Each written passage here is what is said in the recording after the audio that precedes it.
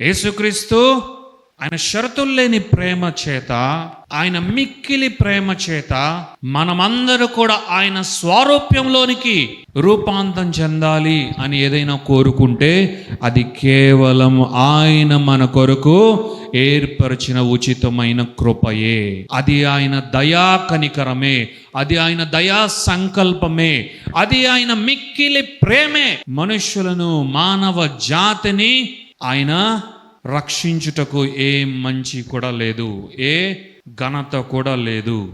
అయినా కూడా అది ఆయన్ను బట్టే రక్షించాడు. అది ఆయన్ని బట్టే ప్రతి గొప్ప కార్యము తన కుమారుడైన యేసుక్రీస్తు ద్వారా తండ్రి అయిన దేవుడు మన కొరకు చేయించాడు. అలాగే యేసయ్య కూడా తండ్రి అయిన దేవుని యొక్క చిత్తాన్ని శిరస వహించి పరిపూర్ణముగా మన కొరకు ఆయన నెరవేర్చాడు. ఇది ఆయన గొప్పతనమే. ఇది కేవలము యేసుక్రీస్తు అనుకుంటేనే జరిగింది.